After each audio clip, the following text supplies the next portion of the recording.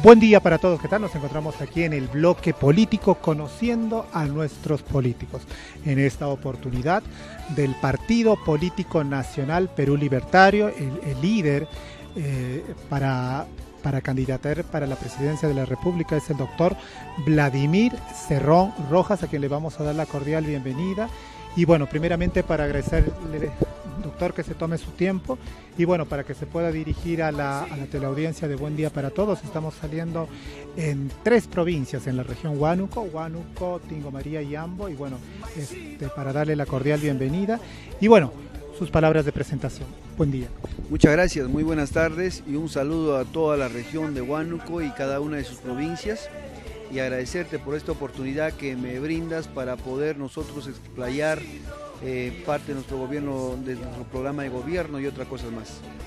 Doctor, el Partido Político Nacional Perú Libertario lógicamente tiene un sustento ideológico, digamos, en la parte ideológica de la izquierda, de la derecha o del centro. ¿Dónde? Bueno, Perú Libertario es un partido de izquierda socialista, bastante definido en cuanto a sus principios ideológicos, su acción política y su programa de gobierno. No somos un partido de centro izquierda, aquellos que tratan de presentarse así para después justificar su paso a la derecha. Nosotros creo que hemos marcado un punto bastante claro que nos ubica en un espectro político y reclama un tipo de acción y de compromiso tras esta definición.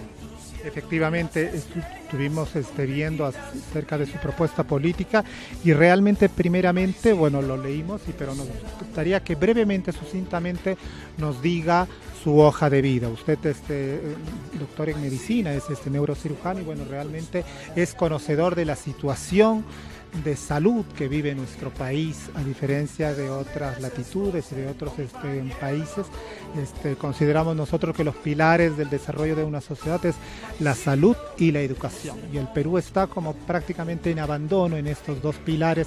Es por eso que consideramos que no se ha desarrollado como debería haber desarrollado, a pesar que estamos pasando por un buen momento económico en Latinoamérica y en el mundo entero. Efectivamente, bueno, debo mencionarte que nací hace 45 años en la provincia de Chupaca, que es una de las 9 provincias que tiene el departamento de Junín. Estudié en el Colegio Santa Isabel, que es el colegio más grande que tiene el país, ¿no? Tiene 5.200 escolares. Inicié estudios de Ingeniería Eléctrica e Ingeniería Civil en la Universidad del Centro, aspecto que no los concluí, producto de que el año 90 mi señor padre fue asesinado por un comando paramilitar en el gobierno aprista, y eso me obligó a abandonar el Valle del Mantaro e ir a Lima a trabajar a una fábrica textil, y después pues me empaté, como dicen, con una beca a Cuba, donde permanecí 11 años estudiando la carrera de medicina del 91 al 97 y del 97 al 2002 mi especialidad en neurocirugía. Luego regresé al 2002 a Huancayo, desde donde ejerzo la neurocirugía hasta ahora. Soy también docente nombrado en la Facultad de Medicina de la Universidad del Centro y he ejercido la presidencia del gobierno regional del 2011 al 2014, lo cual me ha permitido trabajar bastante en el sector de la salud pública, en el sentido de que construimos 4 hospitales especializados, que también los puede tener Huánuco y mucho más, y es mi sueño de que todas las regiones puedan tenerlo, o mínimamente uno, que es el Hospital Materno Infantil, por ley en todas las regiones, sí se puede hacer, ¿no? El Hospital Neoplásico, aquí en Selva el Hospital de Medicina Tropical, como lo tiene Chanchamayo hoy en día, un hospital de salud bucal. En todo el Perú no existe un hospital de salud bucal, es increíble. Y también dotar pues de equipamiento, tomógrafos, resonadores magnéticos, aceleradores lineales, que ya son algo muy común en el extranjero, pero que en nuestro país sigue siendo un privilegio. Necesitamos también interconectar a Huánuco a la red de la telemedicina nacional, que está excluida desde hace mucho tiempo. Necesitamos poner odontólogos en los colegios. Nosotros hemos puesto 350 odontólogos para igual número de colegios en Junín, y yo creo que Huánuco puede hacerlo inclusive mejor. Huánuco está produciendo cerca de 5.000 millones de soles a Producto Bruto Interno anualmente y recibe solamente 220 millones de soles su gobierno regional, lo cual creemos que es definitivamente injusto. Por eso que nosotros, como el primer partido provinciano constituido, luchamos por la descentralización y la agricultura, que son los dos únicos temas que no toca ningún partido de derecha, y más aún estos 5 que nos ponen en el menú diariamente. Y en el tema de educación también pues nos preocupa, por ejemplo, los 2.700.000 analfabetos que persisten en nuestro país. Nos preocupa que el Perú esté en el último lugar del mundo en comprensión lectora. Nos preocupa los sueldos irrisorios que tienen los maestros activos y también los pensionistas, lo cual definitivamente es indignante en un país extremadamente rico como es nuestra patria. Por eso es que nosotros repetimos este lema: no más pobres en un país rico, y tenemos que marchar a una nueva patria con un nuevo espíritu. Doctor, usted bien lo dijo, que este es el primer partido político que nació en una provincia, ¿no? Huancayo o Junín siempre se ha diferenciado desde la época de la colonia, cuando vinieron los españoles, los huancas y los chancas, no habían sido todavía gobernados o conquistados por los incas en aquella época. Y bueno, también siempre la incontrastable ciudad de Huancayo, a diferencia de todas las ciudades del centro del país, a diferencia de toda la sierra peruana, es incontrastable porque es única realmente, y hay un gran referente, hay un gran hombre que yo cuando estuve en varias oportunidades en Huancayo lo conocen como fue Ramiro Priale. ¿Quién fue Ramiro Priale? Fue un congresista que hizo muchas cosas por Huancayo, ¿no? Por Junín. Bueno, Ramiro Priale fue senador, ¿no? Representante del partido aprista, pero Ramiro Priale realmente fue un hombre que traicionó a nuestras comunidades campesinas. Acuérdese que la Universidad Nacional del Centro del Perú fue impulsada por los campesinos. Sin embargo, este señor se hizo una escritura pública, la número 371, donde se adjudicaba en propiedad la Universidad del Centro con derecho a herencia de todos sus hijos. Eso fue descubierto el año 61 por el FER, y es así como la universidad recién se nacionaliza en 1962 en el gobierno de Manuel Prado Ugarteche. Entonces yo creo que el APRA lógicamente ha tratado de elevar el mito Priale, pero si nosotros hacemos una radiografía, estamos hablando de un hombre que traicionó muchas aspiraciones del pueblo, y definitivamente yo escribí un libro sobre eso que se llama Historia censurada de la Universidad Nacional del Centro del Perú, porque se censura ese tipo de información, y no he sido querellado porque les he demostrado los documentos. Es más, se apropiaron de una radio de la universidad que hoy en día es muy famosa y se llama 1550. Esa radio es propiedad de la Universidad del Centro del Perú, que los apristas se lo apropiaron con Priale.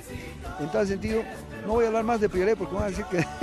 hay que conocer, acá nos pasó un héroe nacional, es Leoncio Prado, pero su padre, Mariano Ignacio Prado, también había traicionado al país en la época de la guerra con Chile. Y bueno, es necesario conocer la realidad tal cual es, ¿no? Y es algo muy importante porque ya que tocas a Leoncio Prado es el patrono de la Marina de Guerra cubana.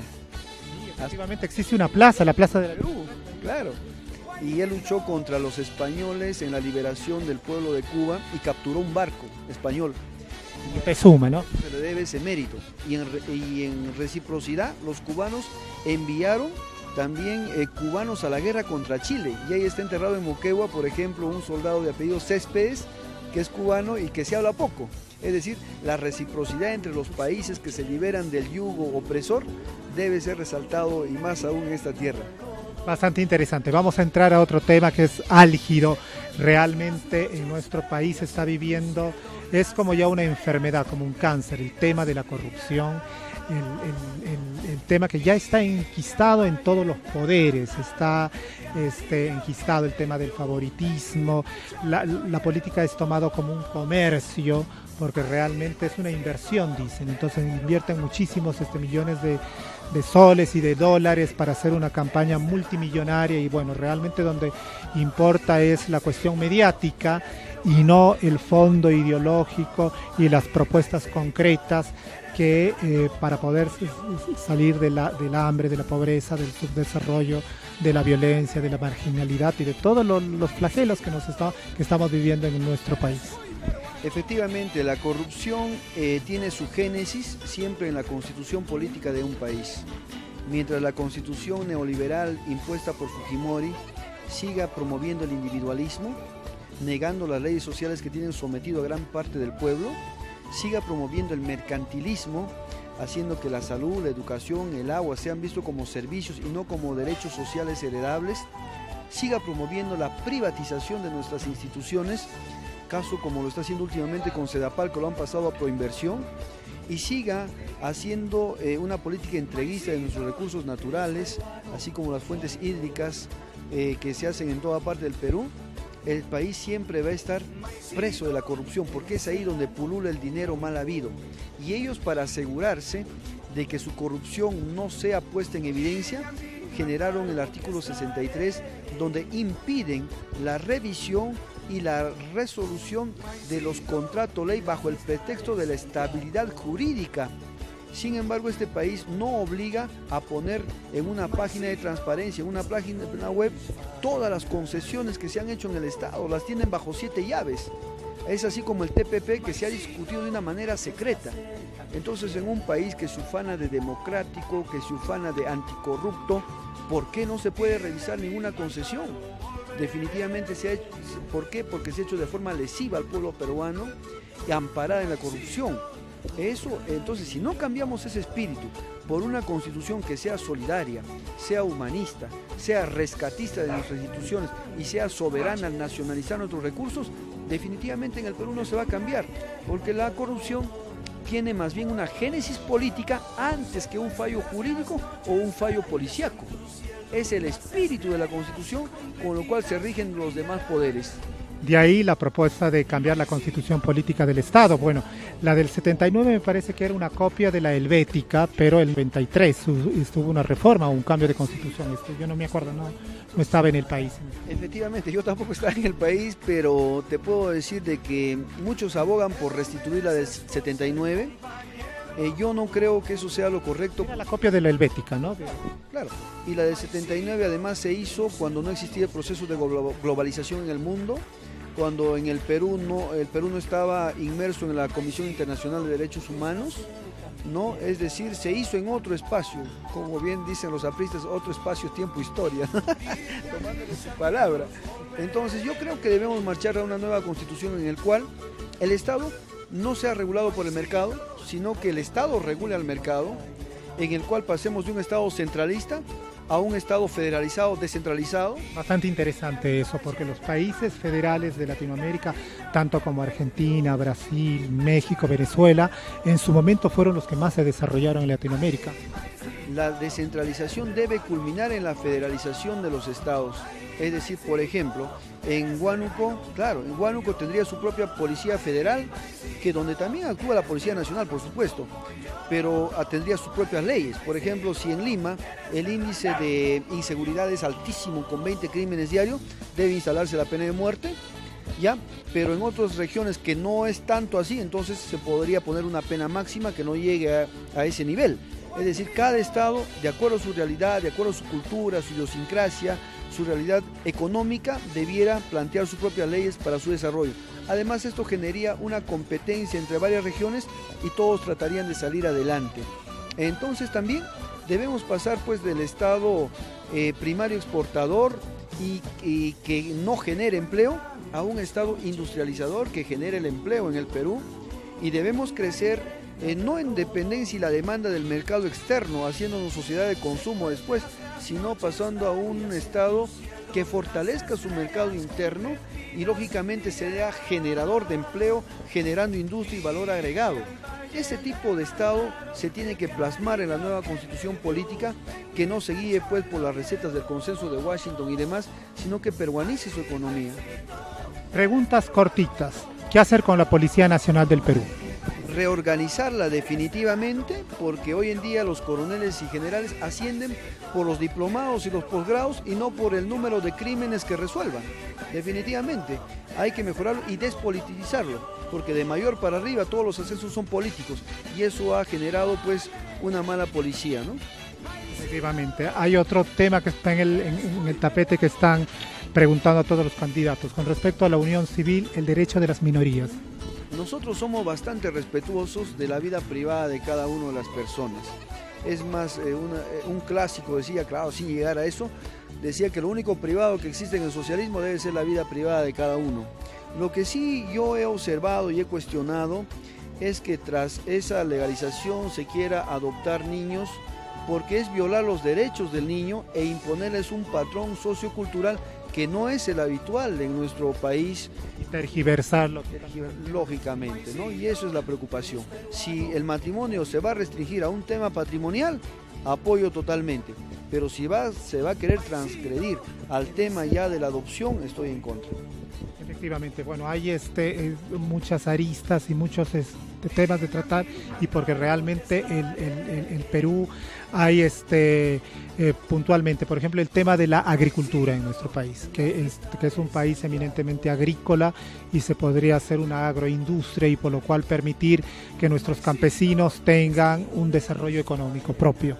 Sí, la agricultura, con toda la maltratada que está en el Perú en cuanto al apoyo del Estado, es el que más aporta al Producto Bruto Interno, seguido de la manufactura. Y da de comer Así es, y genera la seguridad alimentaria, ¿no?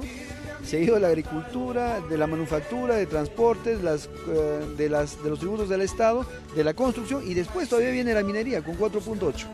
Entonces yo creo de que a la agricultura hay que darle un buen apoyo económico para que pueda tecnificarse, pueda también reforestar todo, el 25% de la selva ha sido deforestada, pueda también establecerse sus represas de agua y sus canales de irrigación, puede establecerse un laboratorio de suelos en cada una de las provincias para ver qué diagnostican y qué es lo que puede crecer con fortaleza. También aperturarnos al mercado externo, con lo cual Huánuco estaría necesitando un aeropuerto de nivel internacional y poder exportar a otros lugares. Queremos también de que en este aspecto de la agricultura pues se le pueda aumentar la asignación del Producto Bruto Interno, que creo que va por 1.3, si no me equivoco. En el Perú es menos de 5 todos los sectores. El tema de la industria sin chimenea, el turismo. Ya Machu Picchu ha colapsado, Cusco ha colapsado, lo dijo la UNESCO, y el segundo lugar donde se podría convertir el destino turístico más importante de nuestro país es Huánuco, porque cuenta con un corredor de potencial turístico muy grande. Está Huánuco Marca, que es la segunda región, que fue el Chinchaysuyo, está Garu, está Tantamayo, está Cotox, y realmente se podría vender esto, y para Huánuco para Huánuco y el Perú sería una nueva opción, teniendo en cuenta que ya ha colapsado Cusco. Todo eso se puede desarrollar muy bien cuando esta región sea enteramente autónoma. Caso contrario, a Lima no le va a interesar. Fíjese, te voy a poner un ejemplo que ha tocado el tema de Cusco. ¿Usted sabe por qué no se construye el aeropuerto internacional de Chincheros y quizá nunca se construya? Porque la gente vendría de Europa directamente a Cusco y no pasaría por los hoteles de Lima que ahora pasan. Entonces el potencial y el lobby de Lima impide de que se haga el aeropuerto de Cusco. Entonces, ¿cómo se va a hacer? El día que Cusco sea un estado federado, ahí se va a hacer ese aeropuerto. Y lo mismo pasa aquí. Por eso que yo abogo mucho por la descentralización de cada uno de los pueblos.